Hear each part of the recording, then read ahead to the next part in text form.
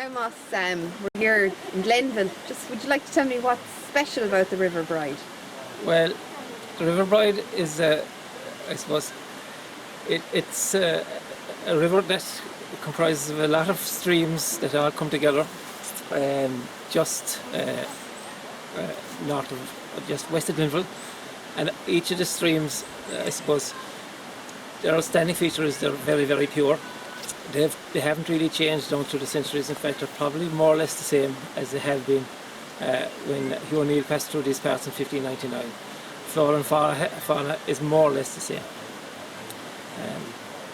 It's basically very pure, pristine series of valleys that come together to form the River Bride. And how do you think the community benefits from the river here? The River Bride actually is the source of water for a whole lot of communities, from Kildonan to Rathcormac to Castlelyons to Connacht to Tella, populations of around 20,000+. Also, what we have here is a terrific environment from the perspective of the river is actually acidic earlier on, and it's quite limestone later downstream, and which means that the diversity of wildlife reflects both types of pH really. Just a little bit about the ecology, like what would you expect to find in the River Bride? We've large populations of brown trout, sea trout, eel, and salmon spawn in the river as well. In fact, it's one of the major spawning rivers in the Blackwater system, accounting for 30–40% of the salmon that enter the Blackwater system.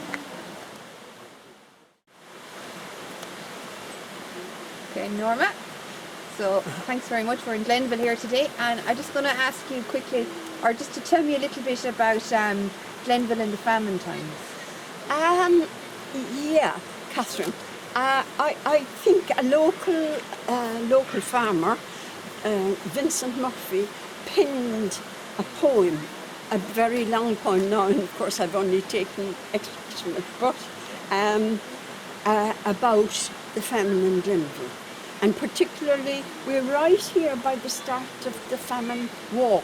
They called it the line, and that's just beyond the cars there. So the people's representatives thought up a line road. They thought that it would give some work to the people and perhaps a little bread. Now, very little bread from the wages. However, it was something. But before the work would commence, they had something else to do. They went to Doon and dug a grave. A very long and deep grave. And for a dreadful situation, they reckoned, needed a dreadful remedy. So and you see, the poor workers coming on the line could see this work going on. That can't have been too encouraging. So it was just dreadful. At last, the morning that the work was due to begin, the people came in big numbers. And they stood in bands, they stood in groups, some stood on their own. It was such a dreadful sight to see. They were all just skin and bone. And these were the people who were going working, you know. So the work began, and they dug, and they hacked, and they slaved along the brow. They cut through rocks at Inchinock, down there by the river, and they did big, dug huge excavations in Ardrow. So, however, they worked and hacked until they fell. And soon that grave up in Doon soon began to fill. And that's it in a nutshell. I mean, the people were expected to work and they hadn't the strength. And then the parish priest, our local parish priest of the day, Father McCarthy, took the examiner took him on to write a weekly account of his parish, and it's been so informative. And just 1 week, you know, and I'll just read some of this. Reverend Father In McCarthy. Watergrass Hill. Watergrass Hill. And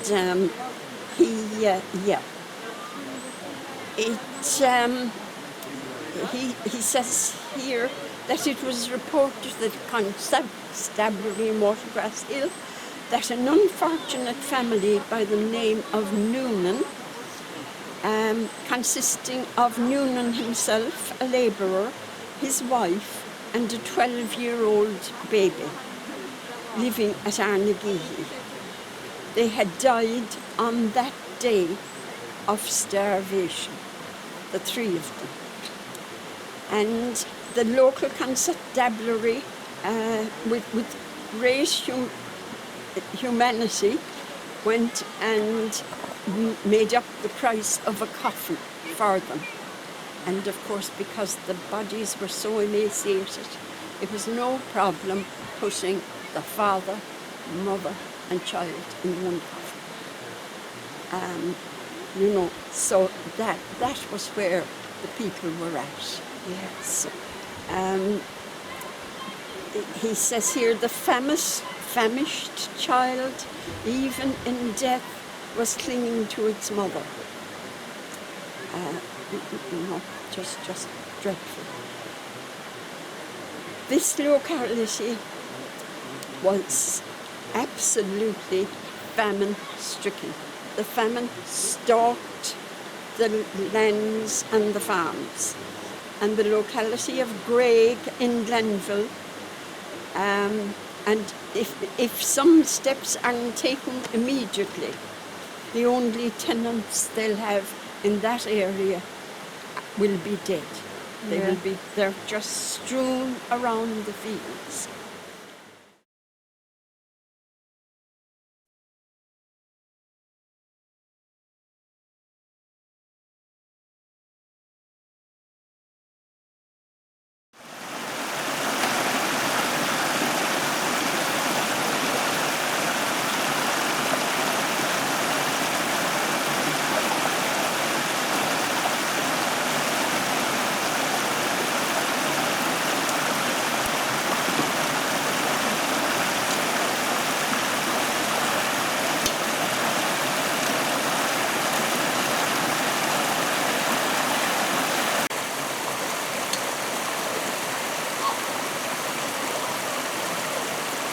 I'm going to get some gravels here. Yeah, kind of here.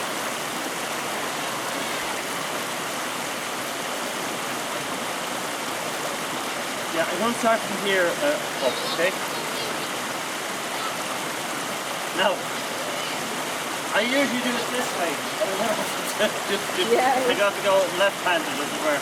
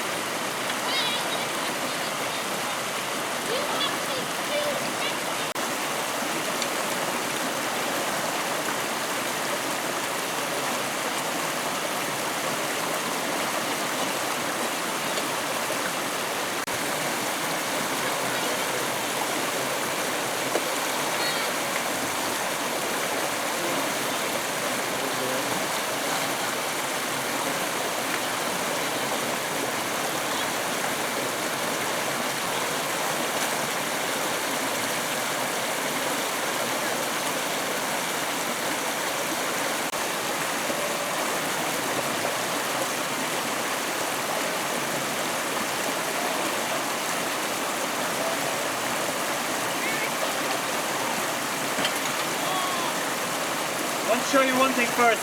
Juvenile salmon car.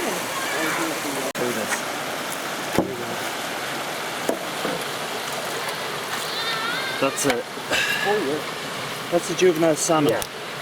And you can tell salmon from trout in this situation. Fins, the front fins, and the reason for that is that they hold their position in the flow, and they use the large fins to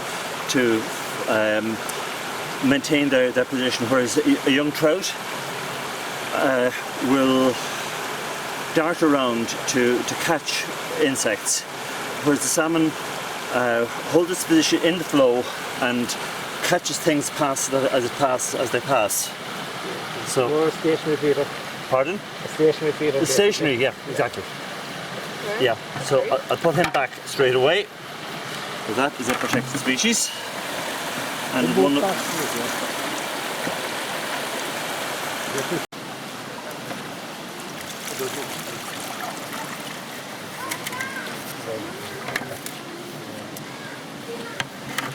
we'll leave this just a few. We'll just leave this a minute, and things will start moving.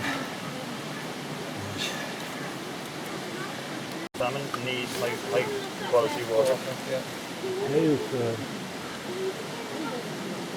Good length, yeah?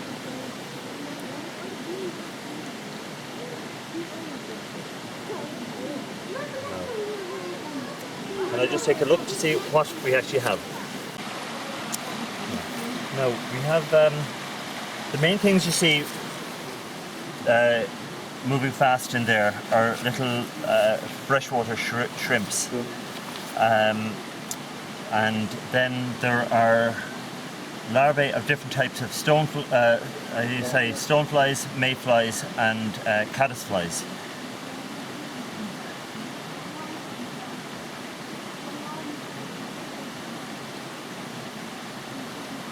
I just had them out briefly. Oh, yeah. I was wondering, I thought it was some... No. I took them out of the different photograph and put them back. Good. Yeah. Okay. Hey Pascal. We're here now in Glenville, just at the Mass Rock. Yes. And we just saw you doing the keek sample there. You're a freshwater biologist. Will you tell us a bit more about kind of your job and what you were doing there? Right. Okay, so obviously freshwater is my speciality, rivers, lakes, streams. The biology, my speciality in biology is the invertebrates, the tiny little insects, snails, shrimps, mollusks, that type of thing that live in the water. I'm particularly looking at them from the point of view of indicators of water quality, because you can take a chemical sample of a river and it can tell you exactly what the river is like at that point in time, but it doesn't tell you what it was like yesterday. Whereas what's living in the river has to tolerate the conditions over the lifespan, which is anything from a few months to a year or two. So, or in the case of some of the bigger invertebrates, it could be far longer. So looking at these, there are some that are indicators of high oxygen levels, and there are other insects and worms that will tolerate absolutely filthy polluted conditions. So what is done in the method of determining biological water quality is you look at the proportions of the different groups. They're grouped into group A, B, C, D, E, A being the cleanest. So how many of the different groups have you got? What sort of numbers, what are the dominances? And on that there's a rating given as to what the biological water quality is. And this is done for, I would do this for the Environmental Protection Agency. There's all the rivers in the country are sampled on a 3-year cycle. And also some industries, as part of their discharge licenses, require the biological water quality to be checked upstream and downstream to comply with their license to show that they're not impacting. Similarly, there could be some developments or proposed developments that might need monitoring as part of the conditions of that development as well. not putting you too much on the spot, but just cursory looking at what you have in the tray in front of you, what would you think it indicates? It indicates good water quality. Good water It quality. is, yeah. It's good. We've got a mixture of different species in it. I mean, and as well as the looking at it purely to get a number to that. I mean, I rate these on what's called the Q rating system, which goes from Q1 for filthy conditions up to Q5, which is top. But apart from that, there's also the biodiversity aspects, because there are species as well that, obviously the more diverse it is, the healthier the indication is. And on top of that, there are species that we have here that are, particular to Ireland. Maybe I haven't seen any particularly rare things, but even if you look at the main invertebrate you see tearing around in the sample there, is a little freshwater shrimp. It's called Gammarus duobaini celticus because it is specifically an Irish subspecies. In the UK, the main freshwater shrimp is one called Gammarus pulex, and the Gammarus duobaini is only found in estuarine conditions. So, whereas here it's in freshwater, so it's an Irish subspecies.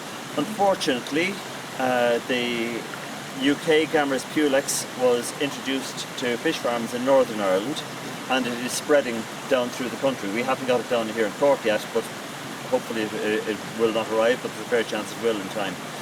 I hope I'm not getting too technical. No. And just before we finish up on this, we had pictures of you there taking a young salmon smolt as Yes. well. That was Yeah. kind of significant to find that. Well, that often happens when I'm doing kick samples, because the salmon come up streams in the early winter to spawn, and the young develop in the gravels. They come out of the gravels in early summer, and they will stay above the gravels where they were spawned and catch insects as they pass by. Salmon require at least Q4, good water quality, which is what we have here. That's great. And going forward, the river bride, let's say, how do we ensure that we protect and make better? Because there is a high status, we could be aiming higher here as well. It's not up in the high. Yeah, how could we improve things or keep things as they are, certainly? But Well, we improve certainly what want we to keep could. them as they are, Yeah. because Q4 is the target for rivers for the EU Water Framework Directive. But if we can get it higher, and rivers that are higher at Q4 to 5 or Q5 under the Water Framework Directive have to be maintained at that high level. So to improve further, it's really a combination of avoiding the things that are going to cause a deoxygenation. So we've good farm management practices, and forestry is the other issue in a catchment like this, to make sure there's no either silt runoff during the forestry operations, or also what can happen in forestry is that when the trees are felled and the brash is left to rot, that you can get nutrient runoff, and then that will cause enrichment and can cause deoxygenation. So management of the land is really the main thing, as well as the towns and villages. But along the bride, there isn't much human population causing problems. But I mean, we all have to take our responsibilities in terms of septic tanks and grey water as well, and make sure that's not causing problems. That's great. So, Pascal, thanks a million. Okay, thank you.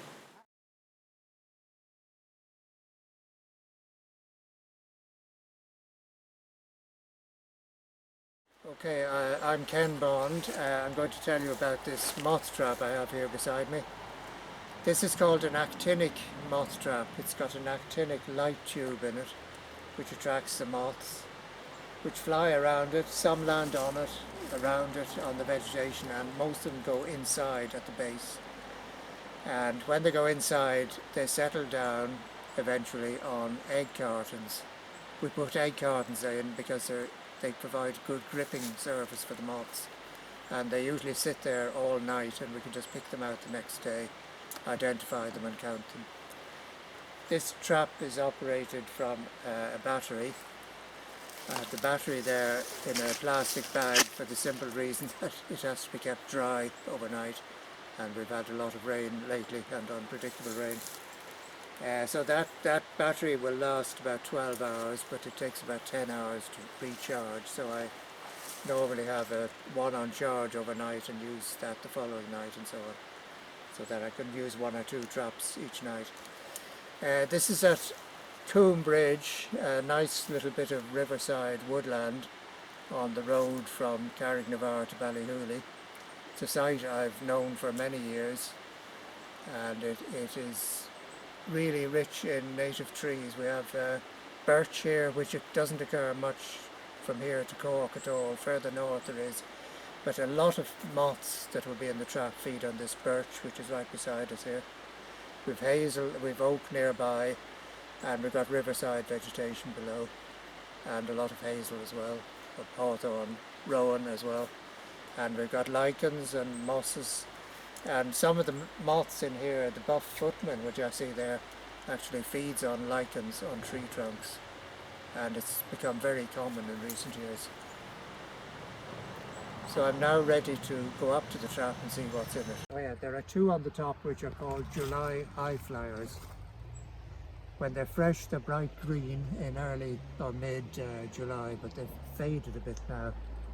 Green moths fade for some reason. 2 of those, and I'm just going to take a note of that while I put that to one side. July flyer is quite a common moth, but the bordered beauty here is not very common. It's still there. Probably get a better view of it now. Yeah. That ready? I'll just turn this over, there might be other things underneath. Hold on. Put that to one side. And what we catch in large numbers, especially near streams, is caddisflies, also known as sedges. There's one there, quite a big one. And caddisfly is nice too as well, yeah. You can get many species of caddisfly. So you would have done the larvae of that earlier on in the kick sample? That's one of the Halesus species, I think, if that rings a bell with you. I've seen something like that before. So the next thing I'll do is remove the lid, that section on top. Sometimes it jams and there are all sorts of things underneath this. I'll just turn it over gently. Okay, we have another caddisfly there, another buff footman, July high flyer, 2 more caddis, and another buff footman. Yeah. So plenty of caddis. They come from the river, obviously. Can you hold that a moment? Yeah. Right then. It can be all over, anywhere on the trap, you see, as well as inside it. And spiders come in overnight, and some of them settle down and start making little nests. That's what happens. It's possibly a spider inside that. I have to clear everything out when I go, but all sorts of things can come in, slugs as well. I've even had a mouse in once, and a bat actually came into the trap. In Mayo, yes, up by Loch Mask. The bat came in and ate about 100 moths. It was full then, I couldn't move. It just picked up. Short, with a brown short-eared bat, I think. A long-eared bat. So we have here one of our commonest moths, the large yellow underwing. They are very numerous in July and August. If I touch that, it will probably suddenly move and show its orange wing. So if you're ready to catch the movement, see the orange underneath? When it opens its wings. Try to encourage it to show. Can you see the? Oh. Yeah, there. And we've got another caddis of another species there. So that's a large yellow one and another caddis. You can get at least as many caddis as possible in places like this. And it's the nose, isn't it, that makes them different? They kind of hold themselves differently, isn't it? Yeah, well, the wings have, the main difference is the wings have fine hairs on them. In the moths they have scales. But the Caddis nearly always have the two antennae straight out in front, parallel sides. Yeah, You I see them that, there? yeah. Whereas the moths will spread them out to the sides. That's one of the features, you see, where they hold the antennae, Oh, and the which moth are sometimes very long. Oh, I see what over there. I can see a white moth here, which is probably, so that's a common wave, I should say. That's something. And there's a July high flyer there as well. Numerous small midges as well, and other crane flies. So here we have a whole lot of large yellow wonderwings. They love hiding in there. 1, 2, 3. And a caddisfly, and this is a July high fly. Caddis. Different species of caddis, the black one. There's quite a variety of caddis. It shows it's a good quality stream, is it? Just another point there with the stream. It's Yeah. good quality, yeah. The more variety of species you get, the better. In very polluted streams, you might get one species very common, and nothing else. Small phoenix. There's a phoenix moth as well. And that's a buff underwing, and there's a large. Sorry, if you don't have here.